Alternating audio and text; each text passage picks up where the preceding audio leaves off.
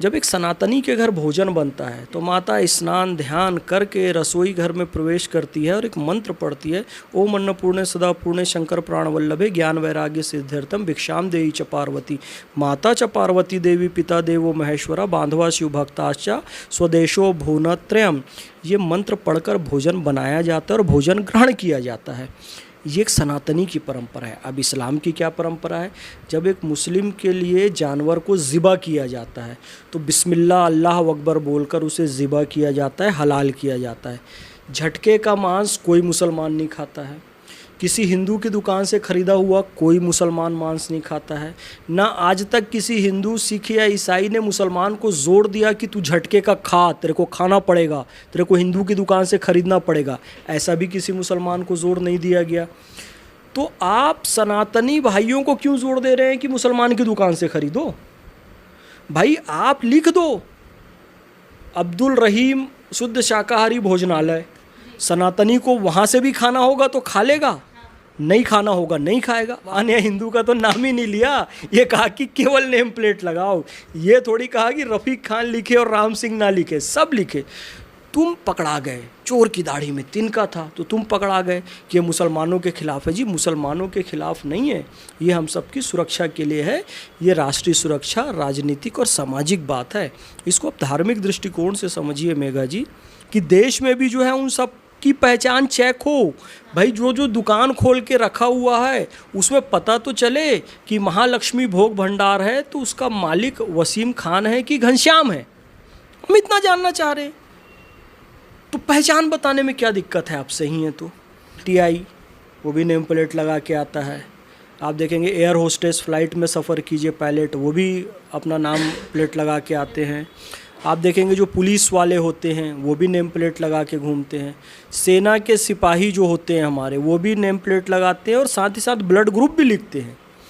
पर इसका उद्देश्य उनकी जाति, समुदाय, संप्रदाय में विभाजित करना नहीं होता है, ना ही उनको रक्त समूह में बांटना होता है, बल्कि किसी होनी या अनहोनी में रक्त समूह की आवश्यकता पड़े, उसके नाम की ज़रूरत पड़े, उसके नंबर की ज़रूरत पड़े, उसकी पहचान की ज़रूरत पड़े, इसलिए ये होता है। यूपी में जो आज गर्म राजनीति चल रही है, क्या किस चीज़ को आप इसका कारण मानते हैं?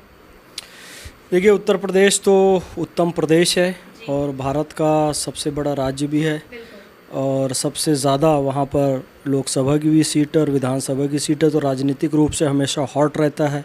और देश के काफ़ी सारे प्रधानमंत्री भी उत्तर प्रदेश ने दिए हैं। तो उत्तर प्रदेश आज गर्म है और गर्मा गर्म मुद्दा है ऐसा नहीं है, हमेशा से रहा है। अभी जो ख़ास तौर से जो ये सारे मुद्दे चल रहे हैं, जो कि देश को जिस मुद्दे ने आकर्षित किया है, नेम प्लेट विवाद हो गया या फिर अपराधियों को वहाँ ख़त्म किया गया, कई सारे घर भी ढहाए गए, फिर वहाँ पर ऐसे बहुत सारे नेता हैं जो समय समय पर बयान भी देते रहते हैं।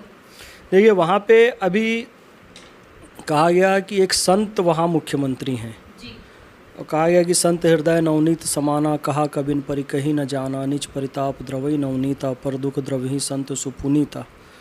तो मैं एक सूफ़ी संत परंपरा का व्यक्ति हूँ और योगी जी का जो आदेश आया है उसमें कई लोग बहुत सारी खामियां निकाल रहे हैं, उसे गलत भी कह रहे हैं, पर मैं ऐसा नहीं मानता। ये हम सब की सुरक्षा के लिए है, सद्भावना के लिए है, ये धार्मिक आस्थाओं को बनाए रखने के लिए है, उसकी शुद्धता के लिए है, उसकी शुचिता के लिए है, मर्यादाओं के लिए है, मान के लिए है, समानता के लिए है, समता के लिए है, ममता के लिए है, देश की एकता, अखंडता और भाईचारे के लिए है। कैसे?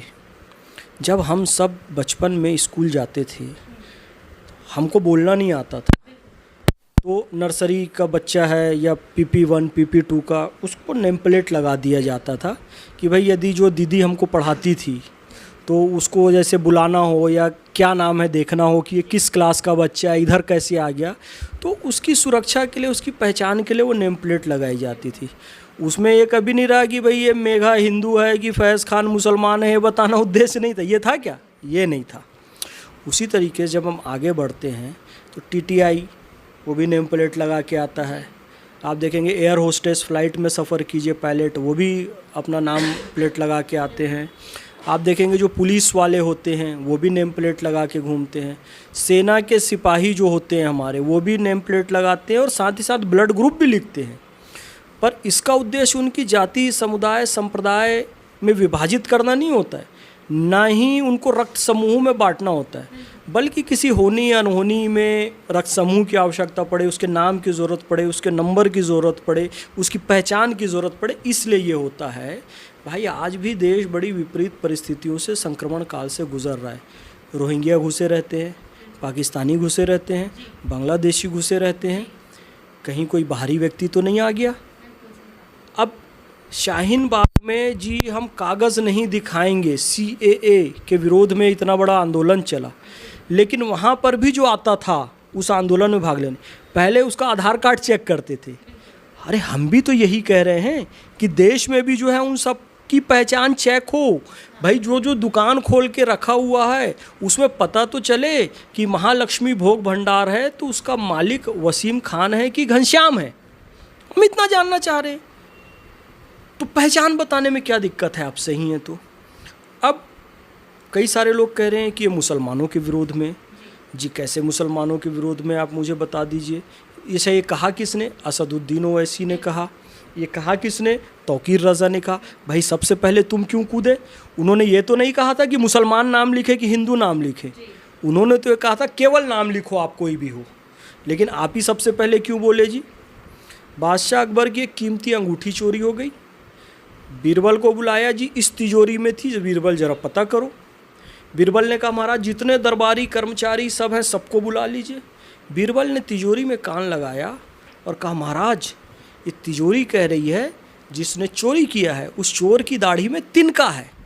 तो जिसने चोरी की थी उस भीड़ में उसने क्या किया? वो अपना सर झुका के दाढ़ी को झटकने लगा। बीरबल ने कहा महाराज यही चोर है। चोर कैसे पकड़ाया? बीरबल ने ये नहीं कहा था कि उस व्यक्ति की दाढ़ी में तिनका है, और उसकी दाढ़ी में तिनका था भी नहीं, लेकिन जिसने चोरी की थी वो दाढ़ी को झटकने लगा। जिसके दिमाग में गलत विचार था ओवैसी, वो सबसे पहले बोला कि ये मुसलमानों के खिलाफ है। अरे मुसलमान या हिंदू का तो नाम ही नहीं लिया, ये कहा कि केवल नेम प्लेट लगाओ। ये थोड़ी कहा कि रफ़ीक खान लिखे और राम सिंह ना लिखे, सब लिखे। तुम पकड़ा गए, चोर की दाढ़ी में तिनका था तो तुम पकड़ा गए कि ये मुसलमानों के खिलाफ है। जी मुसलमानों के खिलाफ नहीं है, ये हम सबकी सुरक्षा के लिए है। ये राष्ट्रीय सुरक्षा, राजनीतिक और सामाजिक बात है। इसको आप धार्मिक दृष्टिकोण से समझिए मेघा जी। जब एक सनातनी के घर भोजन बनता है तो माता स्नान ध्यान करके रसोई घर में प्रवेश करती है और एक मंत्र पढ़ती है, ओम अन्नपूर्णे सदा पूर्णे शंकर प्राण वल्लभे ज्ञान वैराग्य सिद्ध्यर्थम भिक्षाम देई च पार्वती। माता च पार्वती देवी पिता देवो महेश्वरा बांधवा शिव भक्ताश्चा स्वदेशो भुवनत्रयम्। ये मंत्र पढ़कर भोजन बनाया जाता है और भोजन ग्रहण किया जाता है। ये एक सनातनी की परंपरा है। अब इस्लाम की क्या परंपरा है? जब एक मुस्लिम के लिए जानवर को ज़िबा किया जाता है तो बिस्मिल्लाह अल्लाह अकबर बोलकर उसे ज़िबा किया जाता है, हलाल किया जाता है। झटके का मांस कोई मुसलमान नहीं खाता है, किसी हिंदू की दुकान से ख़रीदा हुआ कोई मुसलमान मांस नहीं खाता है। ना आज तक किसी हिंदू, सिख या ईसाई ने मुसलमान को जोर दिया कि तू झटके का खा, तेरे को खाना पड़ेगा, तेरे को हिंदू की दुकान से ख़रीदना पड़ेगा, ऐसा भी किसी मुसलमान को जोर नहीं दिया गया। तो आप सनातनी भाइयों को क्यों जोर दे रहे हैं कि मुसलमान की दुकान से ख़रीदो? भाई आप लिख दो अब्दुल रहीम शुद्ध शाकाहारी भोजनालय, सनातनी को वहाँ से भी खाना होगा तो खा लेगा, नहीं खाना होगा नहीं खाएगा। आप उसको ज़ोर ज़बरदस्ती क्यों कर रहे हो? तो ये ज़ोर ज़बरदस्ती आपको बिल्कुल भी नहीं करनी चाहिए। जिसको अपनी मर्ज़ी से जैसा भोजन करना है संविधान के दायरे में, कानून के दायरे में, वैसा भोजन करे। धार्मिक मामलों में कोई हस्तक्षेप आप मत कीजिए। हाँ, संविधान और कानून के दायरे में कोई जी मैं गो मांस खाना चाहता हूँ तो जी वो नहीं चलेगा, उसकी संविधान हमारी इजाज़त नहीं देता है, ना कानून इजाज़त देता है, ना हमारा धर्म इजाज़त देता है, ना इस्लाम ना सनातन, कुछ नहीं। इसके अलावा कोई मैं मानव कोई खाना चाहता हूँ, भाई उसकी भी इजाज़त नहीं देंगे वो सब। देखिए मुसलमानों में कुछ संकुचित दिमाग के लोग हैं जो ये कहते हैं कि रमज़ान में मुसलमानों के यहाँ से ख़रीदो। बड़ी संख्या में मुसलमान आज भी ऐसा नहीं मानते हैं, क्योंकि मैं भी एक मुसलमान हूँ, हम तो सबके यहाँ से ख़रीदते हैं, कोई सनातनी हो मुस्लिम हो सबके यहाँ से ख़रीदते हैं, बहुत सारे मुसलमान ख़रीदते हैं। तो रमज़ान में जहाँ तक ये बात है, ये कुछ संकुचित दिमाग के लोग ऐसा कहते हैं। मुझे जितने गुरुओं ने पढ़ाया है वो सारे सनातनी हैं, एक दो बस मुस्लिम हैं। हम जिस मोहल्ले में पले बड़े हैं, जिस एरिए में, जिस देश में रहते हैं, जिस राज्य में, सब हिंदुओं के बीच रहे हैं, सनातनियों के बीच में रहे, तो छोटे दिमाग के लोग ऐसा कहते हैं कि सिर्फ मुसलमानों के यहाँ से खरीदो, सिर्फ मुसलमानों की स्कूल में जाओ, ऐसा हिंदू के यहाँ से नहीं खरीदो। ये गलत है भाई। जो बार बार मुसलमान कहते हैं, उन संकुचित लोगों के लिए मैं कहना ये चाहता हूँ कि जब औरंगज़ेब रोड का नाम बदला जाता है, बाबर रोड का नाम बदला जाता है, जहांगीर रोड का नाम बदला जाता है, तो आप विरोध करते हैं।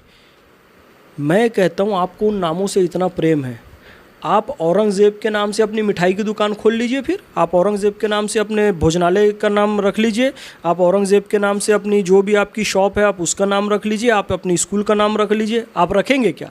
आप नहीं रखेंगे।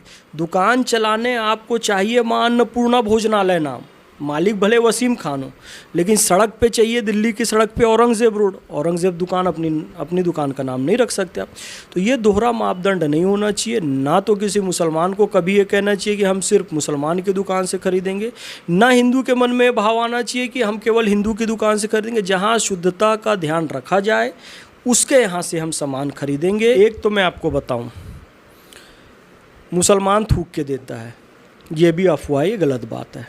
बिल्कुल थूक के कोई नहीं देता है ना। इस्लाम में ये सबको मना किया गया है, गंदगी है ये, है ना। कुछ लोग बदमाशी करते हैं, जानबूझ के वीडियो बना के वायरल करते हैं देश को तोड़ने के लिए, है ना। इस्लाम बिल्कुल भी इसकी इजाज़त नहीं देता है, ना इस गंदगी की सनातन इजाज़त देता है, कोई भी इजाज़त नहीं देता है। तो पहली बात तो। दूसरी चीज़, मुसलमानों का बॉयकॉट कर दो। ये भी कुछ संकुचित दिमाग के लोग ऐसे ही बातें चलाते हैं। जैसे वो थूकने वाला जो वीडियो आता है, वो भी कुछ संकुचित दिमाग के लोग जानबूझ के देश को तोड़ने चलाते हैं। इसी तरीके से कुछ ऐसे लोग होते हैं जो कि देश को तोड़ने वाले, वो कहते हैं मुसलमानों का पूरा फाइनेंशियली बैकआउट कर दो, उनकी दुकान से कुछ नहीं खरीदो, उनको इकोनॉमिकली तबाह कर दो, आर्थिक रूप से ध्वस्त कर दो। जबकि ऐसा नहीं है। आप भी सुबह से शाम तक 50 चीज़ें खरीदती हैं, गाड़ी का पंचर भी बनाती हैं तो वो भी मुसलमान है, एसी का आप मिस्त्री बुलाती हैं वो भी मुसलमान है, दूसरी चीज़ें हैं, कार गैरेज में आप जाती हैं बनवाती हैं वो भी मुसलमान है, बहुत सारे टीचर मुसलमान हैं, बहुत सारे सरकारी संस्थानों के कर्मचारी मुसलमान हैं, प्राइवेट संस्थानों के कर्मचारी मुसलमान हैं। कोई ये नहीं पूछता है कि ये पेन किसने बनाया, ये आम किसके बाग में होगा, कोई सामान्य रूप से चलता है।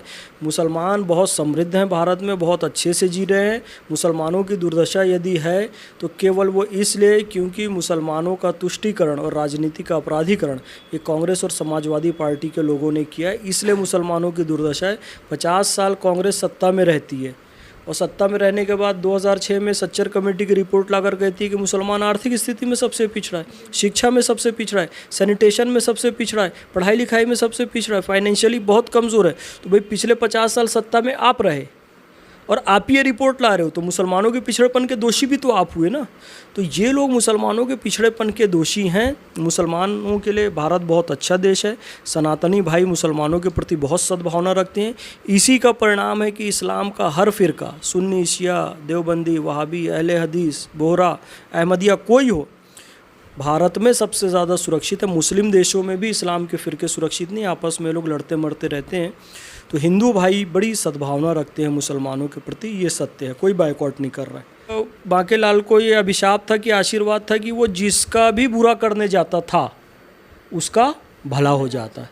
ये ठीक अभिशाप है कि आशीर्वाद है विपक्ष के ऊपर कि वो जितना मोदी जी का बुरा करने जाएंगे उतना उनका भला होता रहेगा। तो वही हुआ, मोदी जी को इन्होंने जितनी गालियाँ दी प्रधानमंत्री बना के ही छोड़ा।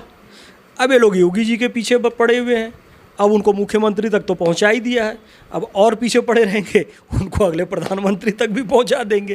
तो कर बुरा तो हो भला, तो बुरा तुम करते रहो, उनका भला होता रहेगा। योगी जी को कोई नहीं हटाया जा रहा है। योगी जी ने अपराधियों का सफाया किया है, उत्तर प्रदेश की कानून व्यवस्था को अच्छी बनाई है।